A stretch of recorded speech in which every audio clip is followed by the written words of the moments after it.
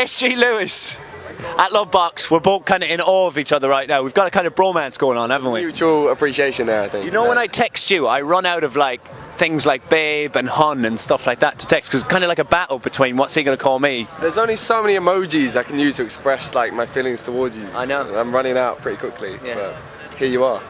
iPhones update the emojis so this bromance can continue. You played at LoveBox today? I did indeed. It was a lot of fun. And there's a bigger topic on the table right now. Pharrell played your tune Warm. Oh yeah, that was a crazy moment really. Like I just kind of I kind of got a message by someone telling me that it had been played, and just to kind of listen back to that and to hear Pharrell and JT as well in that room talking about Warm was just crazy, really crazy. Like, because that's really some musical idols of mine. So to kind of hear that was insane, to be honest. But. And I haven't heard the actual show, so what was said? Well, there was a conversation had that him and JT, they were saying that we were both white boys with soul. And then Pharrell said soul is soul. So yeah, that was really quite crazy, to be honest. It's amazing. Yeah, just madness to hear that. Hopefully you can get in the studio with him and find out what moisturiser he's using. I know, he's got like that eternal youth going on, doesn't he? But it's just beautiful. I need that secret. You do. So do we all. Now, like. Yeah. Since I'm 21, I'm getting a bit old, you know. I was about to say that. Since you got signed, you started to get really withered looking. I know, it's all the nights out, you know. Talking of signing a deal, I remember walking through Dalston with you, and you were talking about having a meeting with PMR Records to talk about being signed. What has changed since you've signed the deal? Well, you know, we just got like an amazing team behind us now. I mean, I was so kind of excited even to have a meeting with them, because PMR, even before joining, they were my favourite label. So to be joining that roster and to kind of be joining that team of people there has just been incredible. Like everyone's on the same wavelength and everyone's just excited about making good music. So it's been an absolute pleasure to be a part of. Yeah. And when exactly did you, because there's a serious maturity, I was talking to someone the other day about your music, there's this amazing maturity in the production.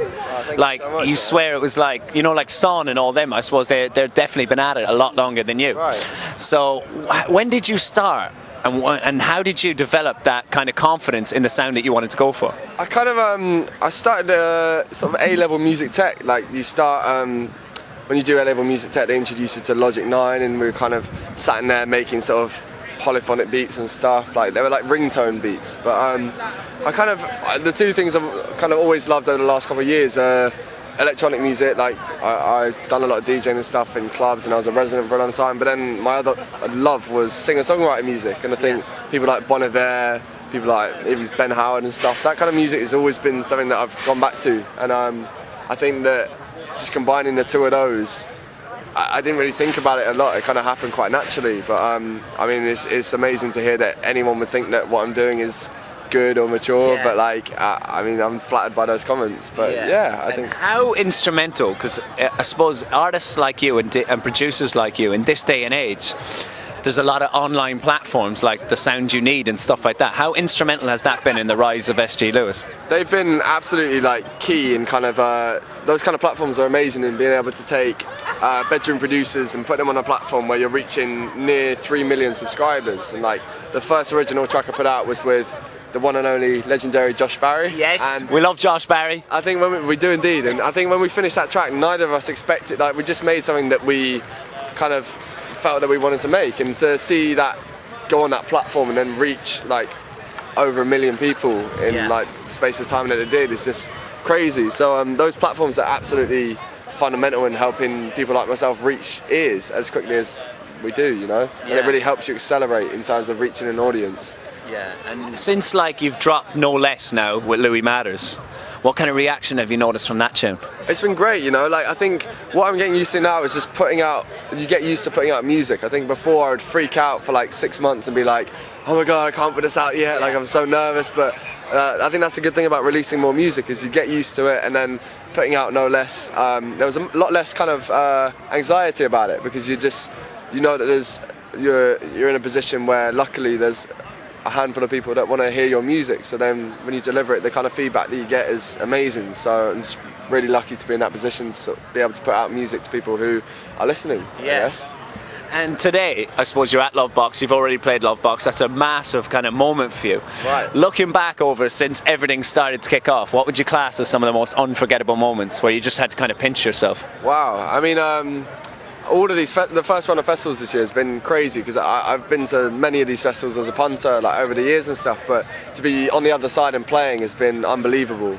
And I think some highlights would be Park Life. We kind of ended up with a packed out tent, which was amazing fun, and we've done 2 Ibiza shows this year at Adult Villa, which is this amazing 2,500-year-old castle almost in Ibiza, and just to be invited out to play a venue like that was a real kind of highlight recently. But it was just amazing fun. We did one Annie Mac Presents show and a Disclosure Wildlife show, which was, both of them were just unbelievable. Yeah. Speaking of bedroom producers, I want, like, it's a new era that's come about. What are some of the key things you need in your bedroom to start it off? I really just need some software and a laptop, and then everything else is a bonus, you know? Like, I've been fortunate over the last couple of months to get in some great studios, but essentially I think most guys, and most guys around me too, you can work off a laptop nowadays, and I think that's just, it's unbelievable that you can kind of create this thing on the sort of laptop, and some of the laptops you use are like rubbish old ones, but then by the time you finish it and play it out to people and see people interacting with that music, it's just like a different age now where you don't need those studios to kind of finish good music. So it's good that your mum then knows, like, he's making music, he's not at something else in his room for hours on end. That too. You need that, and you also need a couple of snacks to fuel it. What are we talking here? Well, you know, like, I'm a big fan of cheese on toast. Big up mum for cheese on toast. Big up Miss Lewis. Beef jerky. Big up Miss Lewis. Beef jerky, as we were talking about it a little bit earlier, if you picked up. Beef jerky, yeah.